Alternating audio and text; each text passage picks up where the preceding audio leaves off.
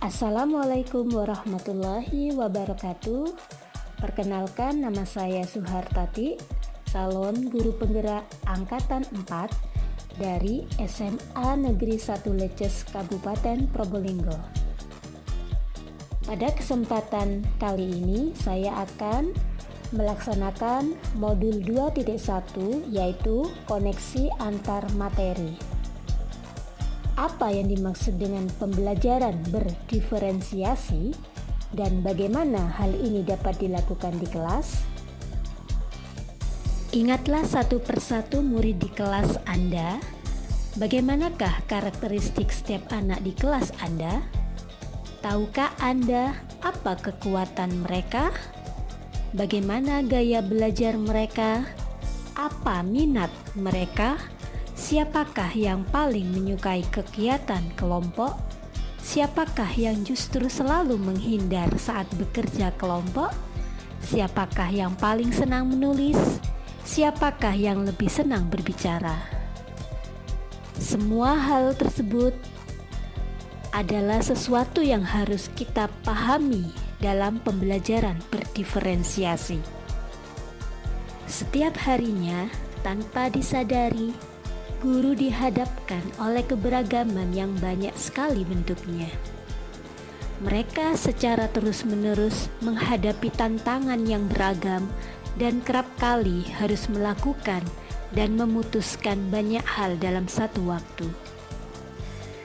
Keterampilan ini banyak yang tidak disadari oleh para guru, karena begitu naturalnya hal ini terjadi di kelas, dan betapa terbiasanya guru menghadapi tantangan ini. Berbagai usaha mereka lakukan yang tentu saja tujuannya adalah untuk memastikan setiap murid di kelas mereka sukses dalam proses pembelajarannya. Apa definisi dari pembelajaran berdiferensiasi itu?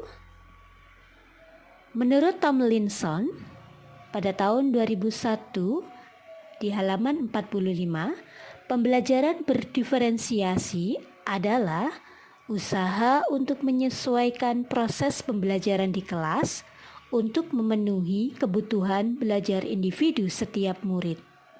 Tentu saja, pembelajaran yang dilakukan yaitu pembelajaran yang berpusat pada murid.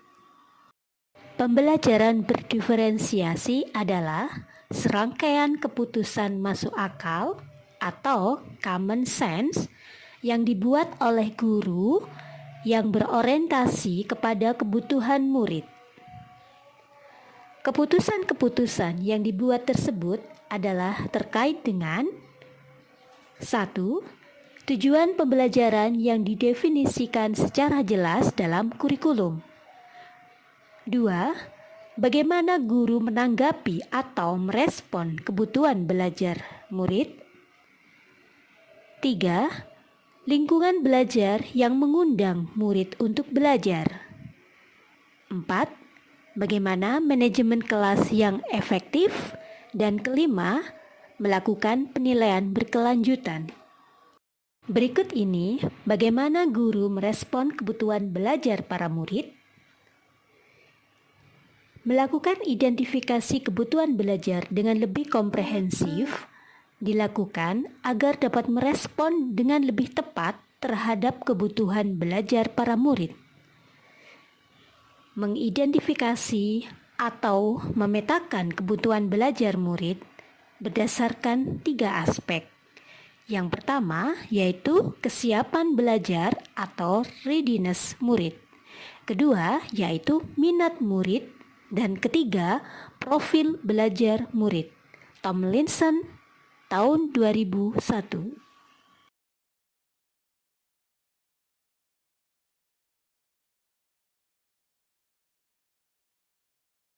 Aspek yang pertama yaitu kesiapan belajar para murid atau readiness.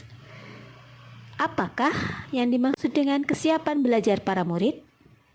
Kesiapan belajar atau readiness adalah kapasitas untuk mempelajari materi baru. Sebuah tugas yang mempertimbangkan tingkat kesiapan murid akan membawa murid keluar dari zona nyaman mereka Namun, dengan lingkungan belajar yang tepat dan dukungan yang memadai, mereka tetap dapat menguasai materi baru tersebut. Aspek yang kedua dalam memetakan kebutuhan belajar murid, yaitu kita mengenali minat dari murid. Minat merupakan suatu keadaan mental yang menghasilkan respons terarah kepada suatu situasi atau objek tertentu yang menyenangkan dan memberikan kepuasan diri. Aspek yang ketiga yaitu profil pelajar murid. Profil belajar mengacu pada cara-cara bagaimana kita sebagai individu paling baik belajar.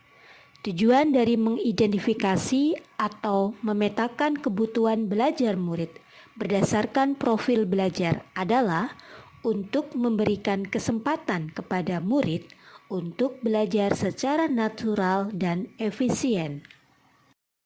Mengidentifikasi atau memetakan kebutuhan belajar murid tidak selalu harus melibatkan sebuah kegiatan yang rumit. Guru yang memperhatikan dengan seksama hasil penilaian formatif, perilaku murid atau terbiasa mendengarkan dengan baik murid-muridnya, biasanya akan dengan mudah mengetahui kebutuhan belajar murid-muridnya.